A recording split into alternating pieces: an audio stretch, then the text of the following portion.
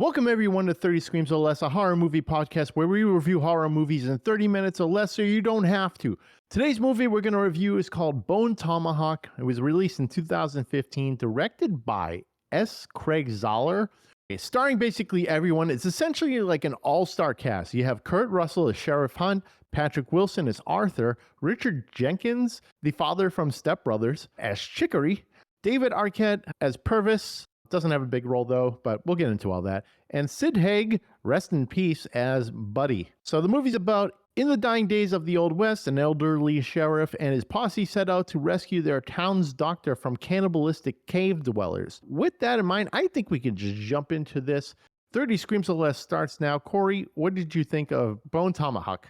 Man, what a trip this movie was. Like you said, it came out in 2015, and I'm pretty sure it's been on my watch list since then. And for some reason, I just never got around to it until we started talking about what we wanted to review this week.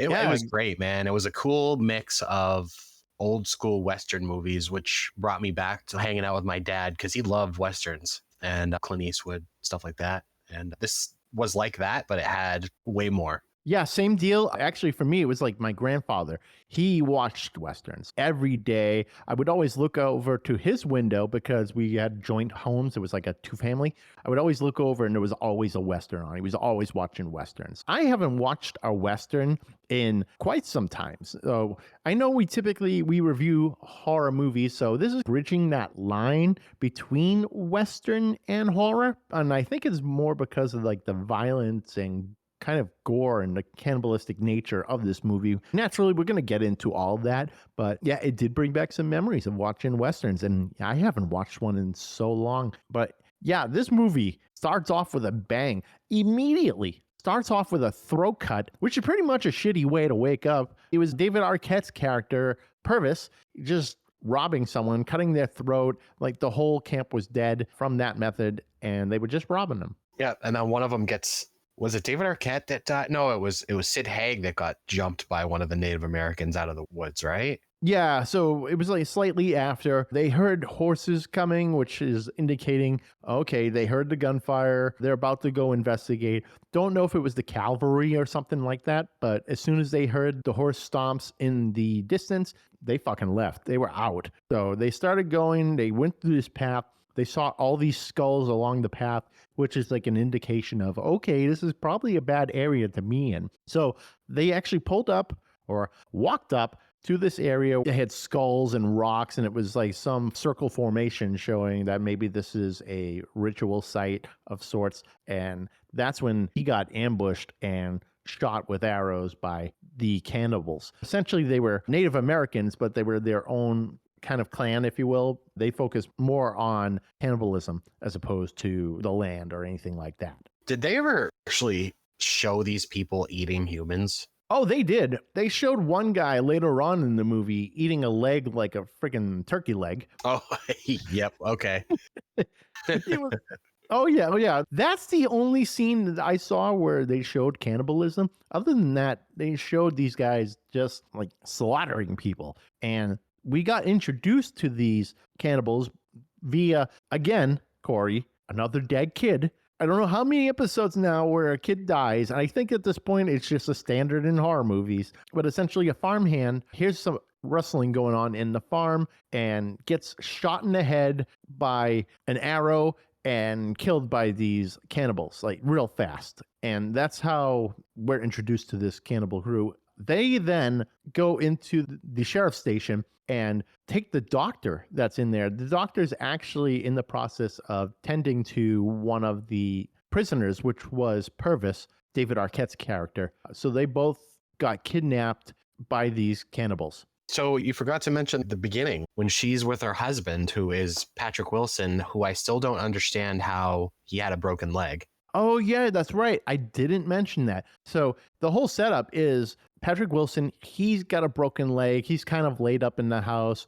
The doctor is his wife. She's tending to him, but she's also trying to tend to other people in the town, which, interesting town, by the way. Feels like there's only 5 people there. Yeah, literally the entire cast is the whole town. Everyone we read in the beginning is the whole town. Pretty much, yeah. They all fit in a bar like one of those local saloons, and it looks like there was just basically no one in there. I was a little confused by that. But yeah, we'll talk about all that stuff. Essentially, she was going to tend to one of the prisoners that the sheriff shot in the leg because he was a drifter and he knew he's up to no good by robbing people, things like that. I think it was just from years of experience knowing that this person's not supposed to be in this town and he's about to cause all sorts of trouble. But that's the start of it. We found out, I think, later on in the film what happened to Patrick Wilson's character, Arthur. He was on a roof, I guess, and I think he fell off, and that's how he broke his leg, because she said while she was in one of those makeshift jails from the cannibals, he shouldn't have been on that roof. Jesus, I must have fallen asleep or something because I don't remember any of this shit. And I watched it like an hour ago. Yeah, here's a little tidbit, by the way. This has been very helpful. Watching movies with captions on. My wife loves that. Yeah, and I'm gonna get yelled at as soon as she listens to this now. Because she's gonna be like, "I told you." Yep, it's all over. Thanks. Yeah, no problem. Threw you under the bus there. Oh God, yeah, it's very helpful. I used to not like the idea of captions because I felt like they were distracting. And we talked about this a while ago, where it was like watching foreign films and you would watch the captions because you're not understanding what they're saying in the foreign films. But I've grown used to it because it tells you things, especially if they're not exactly clear in how they talk. It's just there. You can get an idea. It's like, oh, okay, they're saying this, even though you couldn't really understand what the character was maybe saying, or maybe they said it quick or said it quietly, something like that. So it's helpful. It actually is very helpful, especially if you're half watching it. But I was pretty invested in it. It's a great idea. I recommend it to everyone. Well, maybe the next one I watch, I'll give that a whirl. Yeah, definitely give it a whirl. Your wife, I'm sure she'll appreciate that. Maybe you'll switch over to that process. It's a good idea. So it's not just for accessibility reasons. It's now for even more detailed dialogue. It just hurts my eyes. I've talked about this before when we talked about those Korean movies. Like most video games these days come with subtitles turned on by default, and I have to turn it off because I'm always focusing on the bottom of the screen instead of what's happening on it. Oh, see, that's what I mean when it comes to watching the foreign films, is that you're focusing more on the subtitles than you are the actual film. So I get it. I completely understand. It can be a bit distracting, especially when you're watching maybe or playing God of War or something, and there's so much going on in the background, and you're like, I'm watching the subtitles, and it can be distracting. Yeah, I'm replaying The Last of Us Part 1 right now, and it's the same thing right out of the box. There's just fucking subtitles, man. Fantastic game, by the way. And oh yeah. You know what I would love to do one day? Maybe do a little short series of us reviewing the show. Hey, that'd be fun. That could be a cool idea. Who knows? Maybe we can do something like quick little thing or whatever. 30 Screams or Less, part 1, 2, 3, 4. I don't know. Something like that. But audience, let us know what you think of that idea. That could be cool. Not only just reviewing movies, maybe we can review some shows that are horror based. That's actually what I'm doing. Like, I'm replaying it for the sole fact that because the show just wrapped up, I just want to see how close it was to the game. Oh, yeah. I hear it's slightly different, or there's different aspects to it, expands on it. So I don't know. I mean, I played both games. I played The Last of Us 1 and 2. So I know the story for the most part, but it would be worth a watch. I loved all the cameos in the show. Oh, really? Okay. See, I haven't watched the show yet. Really? So we held off on watching it because we're just going to binge watch it in one sitting. There you go. It's over now, so you can do that. You've probably got like 2 years to catch up. Oh, yeah. So, because there's going to be a point where spoilers aren't a thing. You're just missing the boat. I don't know how you decided to just not watch it as it aired. Well, you know what it is? It's like you watch an episode, then you're just like, oh, fuck, I got to wait till next week type deal. Yeah, I couldn't resist. I watched it every week. Oh, good for you. Yeah, I usually take that approach and I go, all right, I'll just watch the next episode the week after, and it's something to look forward to. Yeah. All right, let's get back to the movie for a little bit. Getting a little sidetracked here. At least we were talking horror. Did you notice there are multiple references to spoons in this movie? The only thing I noticed about multiple references to spoons was them taking opiates and doing a spoonful of that. But what do you mean by multiple references of spoons? So when the sheriff and that older guy, what's his name? Chicory, were in the station, and he was heating up soup, and he told Chicory, he's like, I forgot the spoons. So he's drinking the soup. And Oh, then I didn't even realize he was drinking soup. I thought it was like coffee or something. he said it was corn chowder. He's like, this tastes like corn. And he's like, well, it's corn chowder, you fucking idiot. I didn't even notice. That's one thing that I missed. So I got a lot of the dialogue. I guess that's one aspect I just missed. And But then another spoon reference when they were out on their little journey there and they set up camp for one night. Again, Kurt Russell was like, I forgot the spoons. And they were eating the dinner with, I think, their hands. like real men. Yeah, but he said, I forgot the spoons. Again. But they're eating, what is it, eating meat or something like that? You don't use spoons. But yeah, there's a lot of references to spoons. Like, how many spoons will it take to kill this person with opium or something like that? Well, I think they were eating beans too, and maybe that's what the spoons are for. Well, that makes sense. I mean, you could technically drink a can of beans. I wouldn't recommend it, though. I feel like that would be odd. That's fucking gross. Yeah, just fucking pounding beans. Give me a can of beans. Fucking give me a straw too. I want a boba straw so like I can suck them all down at the same time. You know those big straws you get with boba tea? Oh, I know. Yeah. Those are perfect for beans. Oh, jeez.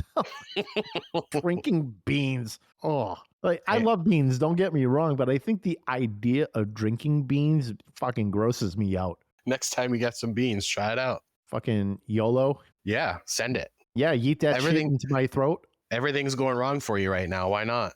Fuck it. Why not? I might as well drink some beans, maybe save a few bucks, save some time. Just sit at my desk. I'll do some work on the podcast and be drinking beans. And we'll do an episode all about drinking beans. Yeah. We'll have a separate podcast where we just talk about stupid shit, where like drinking beans or porridge or whatever the fuck. We were at a H Mart last weekend and I saw porridge on the shelf and I almost took a picture and sent it to you. Why didn't you? That's what we talk about half the time is porridge. Because I was so overwhelmed. I don't know if you've ever been there, but it's fucking massive. I hear it's massive. I hear it's like this big ass store of like Asian food. Yeah. Oh, okay. I haven't been though, but I hear great things. It's like 50 minutes from us, so we decided to take a gander. Day trip with the wife. Yep. Yeah.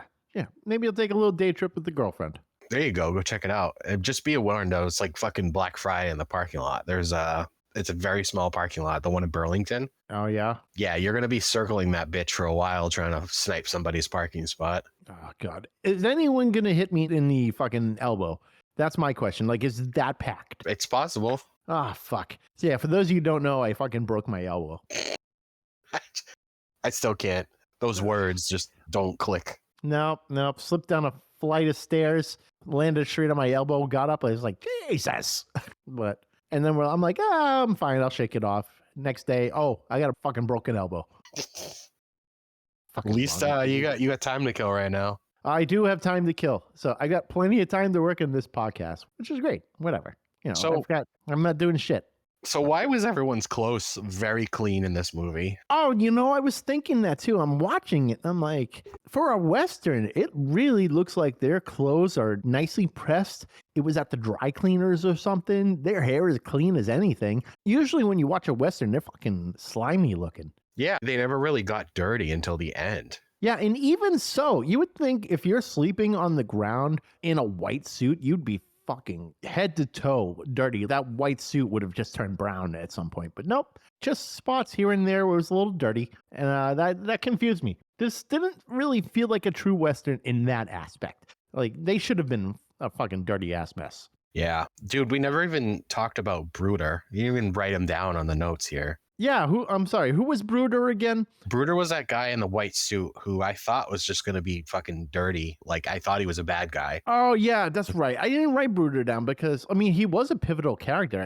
I went with the names, like the big names that people I think he got the best death, too. Yeah, oh God, his death was gnarly. He got his hand chopped off by a tomahawk, and I didn't even realize it at first. I thought it was just a rock he was hit with, and I was like, oh, that's a gross break. They don't even use tomahawks, though. They're like sharpened bones. Yeah, I saw that. Like, what kind of bones are they using where it's one solid piece of fucking bone turned into like a tomahawk? It looked like a jawbone of sorts. Holy shit, it just dawned on me. The movie name, Bone Tomahawk. Oh, wow. I'm glad you could fucking join us, Papa Steve. Welcome to the fucking party, pal.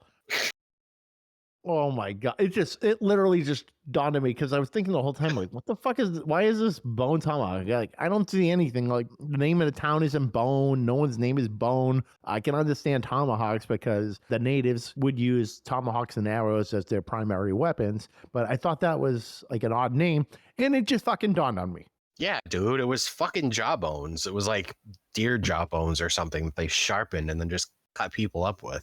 Good fucking Lord. Oh my God. I can't believe that just dawned on me like that. Yeah, I'm sad for you. Yeah, I'm on coffee too. Give me a break. I haven't had coffee today. No bougie coffee though this time. No Starbucks. Just No. good old fashioned homemade coffee. Dude, I got some new coffee flavors this week from Bones. Oh, speaking of Bones, nice. Carrot cake and Jamaican Me Crazy, which is like rum, vanilla, caramel, I think. Huh, that actually sounds pretty good. However, a carrot cake, I don't know. I'm not sold on that idea. I wasn't either, but it's delicious. What am I drinking? I'm drinking like this weird Disney coffee. I don't even remember what's in it, but I know it tastes good. It's fucking 2 o'clock in the afternoon. You're drinking coffee. Yeah, I woke up late. Well, you got to stay awake tonight since we're going to that show later. So That's true. We're going to ICW and we're going to watch some violence. yeah. Yeah, hopefully I don't get hit with a fucking light tube or something.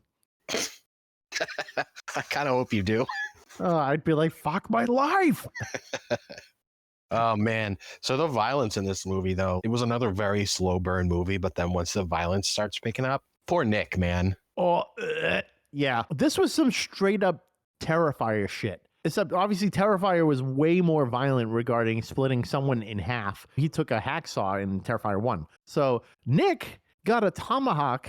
You know what? No, let's start from the beginning of what happened to Nick. So Nick was stripped naked, and then they started cutting his forehead and then scalping him. And Corey, what else did they do? Then they took the scalp and they fed it to him, put it in his mouth, his own hair, top of his head, and then they took a stick and pushed it down his throat. Yep. Then they turned him upside down and they took one of those bone tomahawks and started basically hitting him in the gooch area, fucking sliced him in half, and then 2 people pulled him apart. Yep, right in the grundle. Yep. He was toast after that. Oh God. Ugh. I was cringing. I was reading like everything I'd ever read about this movie, they would always refer to it as that scene. Similar to what they did with Terrifier, like you said. There's that really one gruesome scene in the movie, and you kind of have to look away during it. Unless you're us, we fucking watch it. Yeah, I was watching it and going, fuck. Yeah. I'm just imagining like someone hitting me in the balls with a tomahawk. That would suck a lot. Yeah, and then they just rip the guy apart. 2 people each grab a foot and they pull. Yeah, that seemed a little too easy. It seemed like you were just eating chicken wings when you pull the bones out and you eat the whole thing. It just seemed that easy. I didn't realize you can split someone in half like nothing. They already got it started, man. It's like a piece of paper. You like cut it a little bit and then you can pull it apart, no problem. Yeah, like Velcro. Yeah, exactly. They just did it with a human. Oh, God.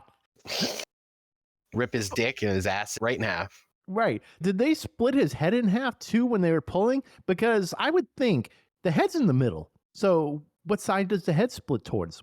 To the left? To the right? I don't think they went all the way down. At least they didn't show it. No. But at some point after that, they showed one of the cannibals eating a leg, like a chicken leg. Now I can't wait for the Deerfield Fair this year. It's in like October. I get that turkey leg every year, and I'm going to pretend it's a human leg this year.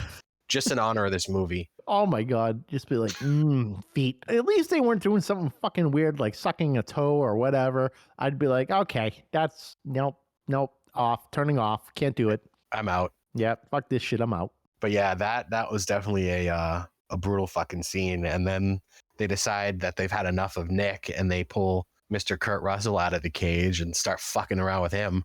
Mm-hmm. Yeah, he is a beast. He ain't no bitch at all. Dude, they like took one of those bone tomahawks again. They took his thermos, first of all, because he tried to drug them with opioids or something. Mm-hmm. And then they took his little flask that he had and threw it in the fire. And then they took the flask out of the fire, so it's like piping hot, and they shoved it in the wound they cut in Kurt Russell's stomach. So and you can gnarly. hear you can hear it sizzling. Mm-hmm. I cringed a little bit. Yep, like a steak at Chili's. Yep. Like a hibachi. Yeah, like a hibachi. Let's go with hibachi instead of a steak at Chili's because I think those are just warmed up in the microwave or something. So this man now has a flask as part of his body. Yeah, so the Didn't flask last is long though. no, the flask is lodged inside his abdomen, So they managed to get the repeater. And for those of you who don't know or don't play Red Dead Redemption 2, repeater is a rifle. And they shot him in the belly with one bullet. And obviously, back in those days, that's pretty much a kill shot. And they put the gun back to the genitals. They love just going right for the genitals, this crew. And they tried shooting it and didn't go because they didn't reload or nothing like that. They don't know how to use guns. They're savages. They just know how to use tomahawks and arrows. But one of them figured it out, was getting ready to shoot him. And then Patrick Wilson, or Arthur, comes crawling in with his broken leg and all and shoots the native that was trying to shoot the sheriff in the balls. But this was after the sheriff cut his foot off with one of those bone tomahawks. Yeah, just so easy, just like a warm knife through butter, cuts half the foot off, and that's when Arthur came in and helped kill him. I actually cringed when I saw half the foot get cut off there. Because it just like, it bounced away like a rubber ball. Did you imagine just like the half the foot just bouncing around the room? You're like, all right, fucking stop.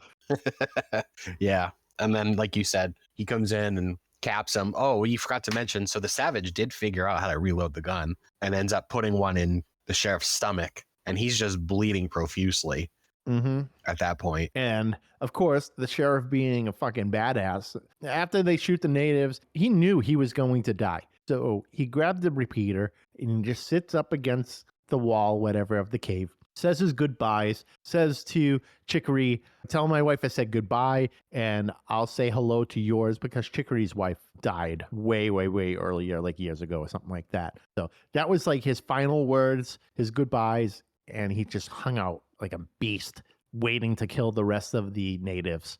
I love one of the like little subtle things they did with this movie where they kept count of how many of the Native Americans there were. Like they started with 11 or 12. And then there's that scene where he's saying goodbye, the sheriff saying goodbye to everyone. And he asked how many each of them have killed. And he's like, oh, that means there's 3 left. Exactly.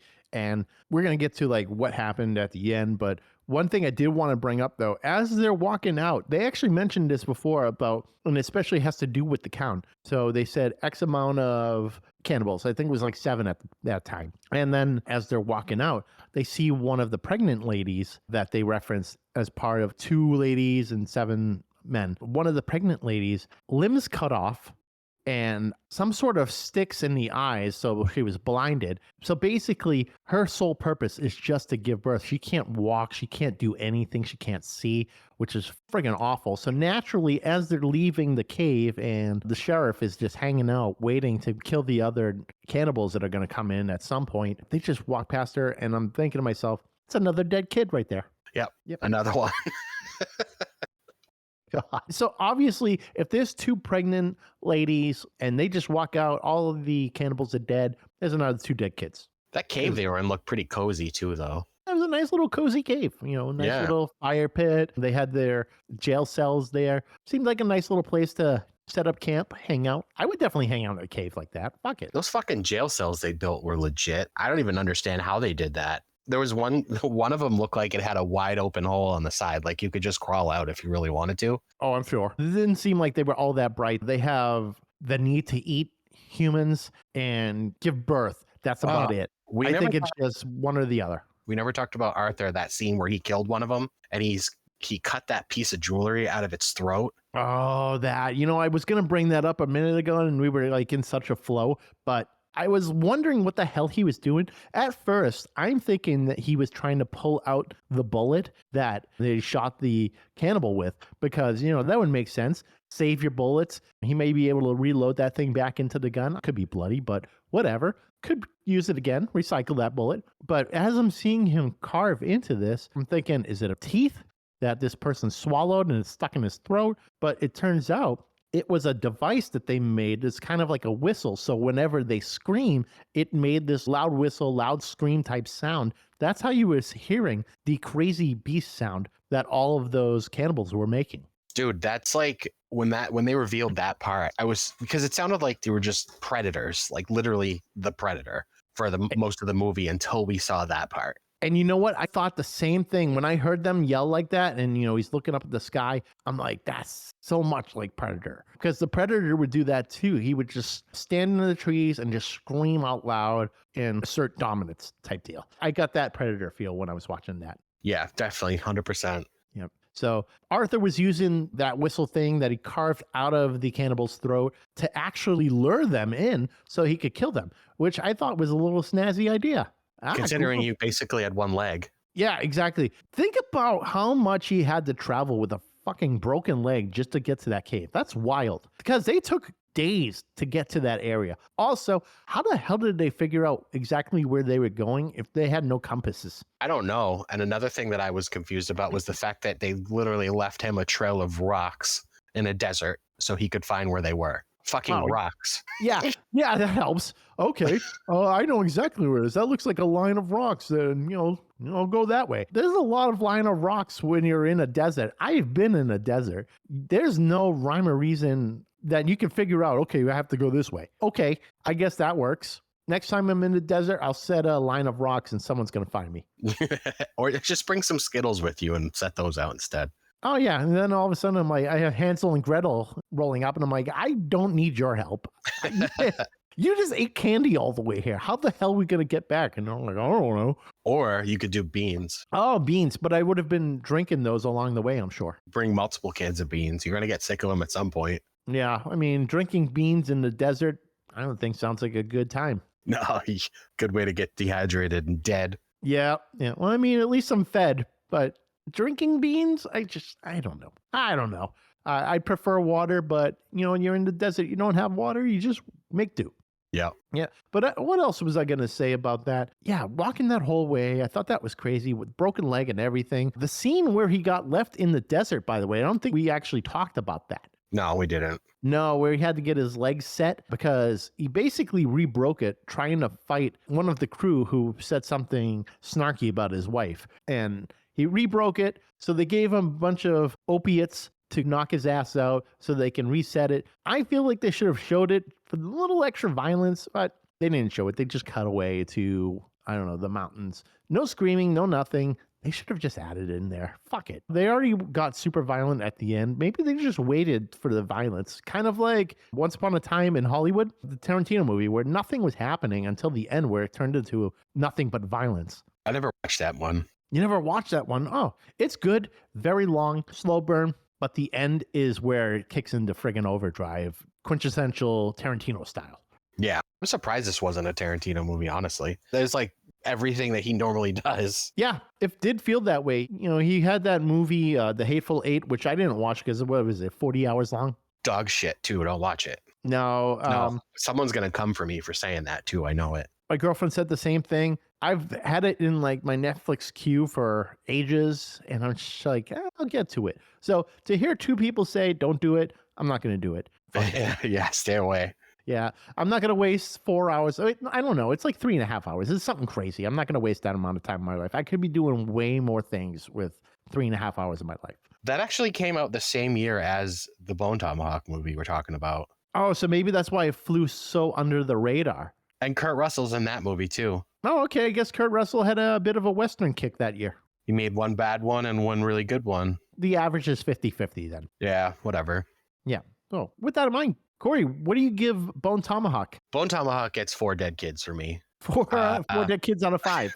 4 out of 5 dead kids. I thought this was actually a pretty brilliant movie. It was very long. It's 132 minutes long, but I never really noticed that it was. Like, even though it's kind of a slow burn, I never felt bored. I thought the cinematography in it was really awesome. The cast was absolutely stacked, and the score was really good too, man. I really enjoyed this movie, and I'm kind of upset it took me this long to watch it, but I'm glad I did so we could talk about it on this podcast. Yeah, same. 4 out of 5. Not 4 dead kids out of 1 live kid, but yeah, 4 out of 5 from 4 out of 5. I thought it was pretty good. I was engaged throughout the whole movie, but I feel like this falls more in the lines of a super violent Western than a horror film. But I guess with all the gore and, the splitting down the middle and everything like that, we can kind of lump it in because it's a gory movie. It's very gory once you get to the end. So we'll lump it in. But yeah, if you like Westerns and you like violence, I think this movie's for you. Yeah, just don't expect things to happen until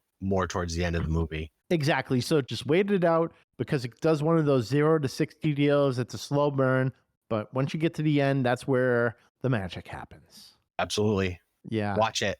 Yeah, we recommend it. Obviously, 4 out of 5, pretty good score. So definitely recommend it. All right. So that concludes 30 Screams or Less for today. So be sure to like, follow, subscribe on Facebook, Twitter, Instagram, and YouTube, especially YouTube. We post a lot of stuff there, including past episodes. So definitely check that out. Leave us a 5-star review and whatnot on all podcast platforms so we can get some more exposure to 30 Screams or Less. And be sure to tell your friends. Also, we're part of the Shining Wizards Network. Visit shiningwizardsnetwork.com. They got plenty of shows up there that you can check out. They're a very cool crew. I highly recommend checking out their network. They're not horrible.